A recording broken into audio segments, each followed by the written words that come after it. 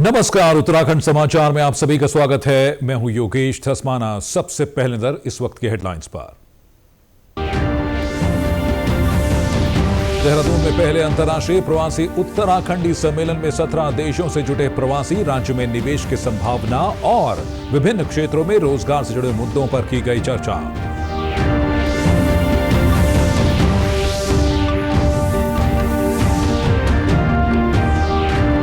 चमोली में वनाग्नि नियंत्रण की तैयारी शुरू। गोपेश्वर पुलिस मैदान में महिला मंगल दल, युवा मंगल दल और वन पंचायतों को दिया जा रहा आग से वनों की रक्षा का प्रशिक्षण।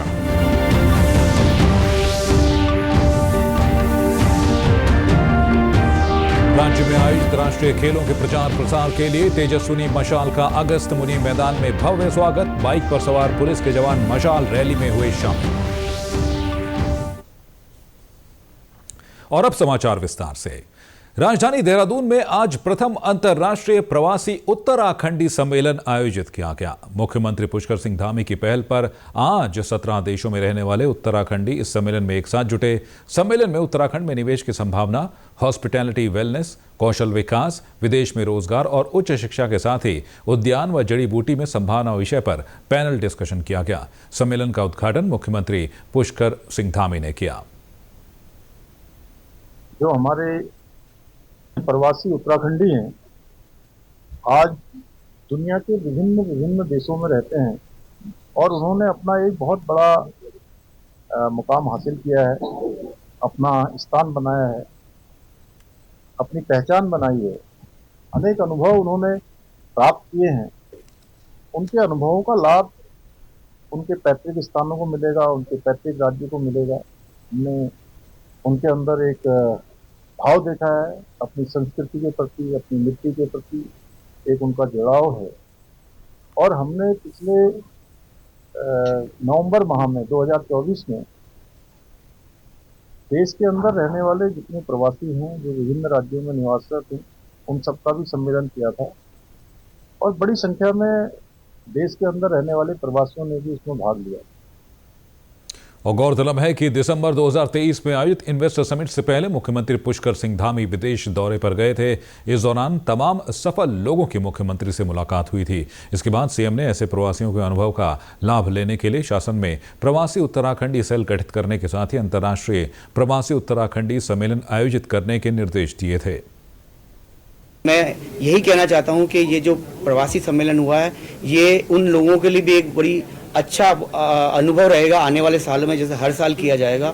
और इस तरह इस बार प्रवासी कुछ कम आए हैं। हमारे यूएई से 20 से ज़्यादा प्रवासी भारतीय आए हैं और अन्य देशों से जो लोग आए हैं और भी लोगों को आने, और आने वाली जनरेशन ये भी आए, इसमें कार्य करे। और आने वाले जो प्रवासी आए, हर साल ये आए, ज़्यादा से ज़्यादा लोग आए। हमने जो गांव गोद लिया है, उस गांव के माध्यम से हम गांव में और सरकार के माध्यम से गांव का विकास होगा और उसमें रोजगार के अवसर मिलेंगे। उत्तराखंड सरकार की और उत्तराखंड गवर्नमेंट के सभी मंत्री, मुख्यमंत्री महोदय का धन्यवाद कि सभी प्रवासियों को अपने जड़ों से जोड़ने का और गांव गोद लेने का एक माध्यम मिला है। इस तरह का सम्मेलन की हम सराहना करते हैं और इससे जो है प्रवासी जो उत्तराखंडी हैं, जो दूर प्रदेशों और विदेशों में बसे हैं, वो जो है अपनी जड़ों से जुड़ पाएंगे और उनको अपनी संस्कृति पहचानेंगे। दूसरी बात, उन प्रवासियों के माध्यम से गांव में जो विकास होगा, आर्थिक विकास होगा, उसकी हम सराहना करते हैं। रुक करते हैं अगली खबर का। रामनगर में निकाय चुनाव को लेकर सभी तैयारियां पुख्ता की जा रही हैं। मुख्य विकास अधिकारी और चुनाव के प्रभारी अशोक कुमार पांडे ने शनिवार को रामनगर महाविद्यालय में बनाए गए स्ट्रांग रूम का निरीक्षण किया और मतगणना की व्यवस्थाओं का जायजा लिया। उन्होंने चुनाव से जुड़ी सभी तैयारियां 20 जनवरी तक पूरा करने के निर्देश दिए हैं। निकाय चुनाव के लिए 23 जनवरी को वोटिंग होगी, जबकि 25 को मतगणना होनी है। मतगणना को लेकर हमारा चुनाव कार्यालय संचालित है हल्द्वानी में, कंट्रोल रूम। लगातार वहाँ से सब जगह व्यवस्थाएं देखी जा रही हैं और आज इसमें रामनगर का भ्रमण किया गया है। यहाँ पे जो हमारे स्ट्रांग रूम की व्यवस्था है और मतगणना की व्यवस्था है, उसका निरीक्षण किया गया। और इसमें कितने यहाँ हुए हैं? इसमें यहाँ 20 वार्ड है, 45 बूथ हैं और सबकी काउंटिंग एक ही जगह होगी। सर, पूरे नैनीताल जिले की बात करें? पूरे नैनीताल जिले में व्यवस्थाएं हमारी चल रही हैं सब जगह और अभी मतदाताओं का प्रशिक्षण भी हमने किया है और बूथ हमने सारे चेक करा लिए हैं और इसके अलावा स्ट्रांग रूम और काउंटिंग हॉल भी देखा गया है। नगर निगम चुनाव प्रचार के लिए भाजपा के प्रदेश अध्यक्ष महेंद्र भट्ट आज कोटद्वार पहुंचे। वो पौड़ी जिले के 2 दिवसीय दौरे पर हैं। कोटद्वार में आयोजित पत्रकार वार्ता में महेंद्र भट्ट ने कहा कि उत्तराखंड के विकास की नीति स्पष्ट है, सबको साथ लेकर आगे बढ़ा जा रहा है। उन्होंने कहा कि प्रत्याशी सरकार के विजन को लेकर जनता के बीच जा रहे हैं। उन्हें पूर्ण विश्वास है कि पार्टी राज्य के सभी 11 नगर निगम पर महापौर पद पर विजयी होगी। पत्रकार वार्ता के बाद उन्होंने कार्यकर्ता सम्मेलन में भी भाग लिया। ये कोटद्वार से हमने चुनाव प्रचार अभियान का श्री गणेश किया है।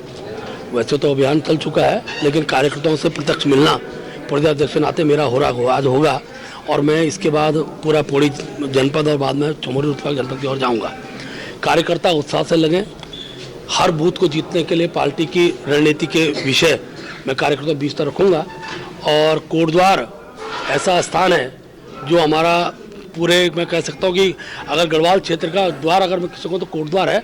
यहाँ की जीत एक बहुत मैसेज के रूप में काम करेगी। इसलिए आज हम सब कार्यकर्ताओं के साथ प्रत्यक्ष वार्ता करके उनके सुझावों को लेते हुए और चुनाव की दिशा और क्या क्या किया जा सकता है उसको करने का प्रयास करेंगे।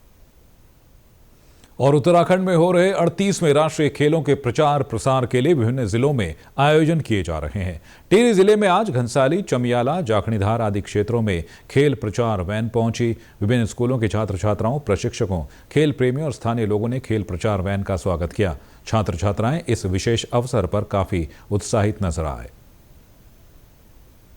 हम घनसाली क्षेत्र में खेल का प्रचार करने के लिए एकत्रित हुए हैं। जब हमें पता चला कि यहाँ पे खेल के लिए प्रचार प्रसार के लिए गाड़ी आ रही है, तो हम सभी बच्चे यहाँ पर एकत्रित हुए ताकि हम आगे किसी और को भी जागरूक कर सकें। हमारा ये प्रचार करने का उद्देश्य ये है कि इससे कई बच्चे और खेल के प्रति जागरूक होते हैं और उनके मन में खेल की भावनाएं जागती हैं।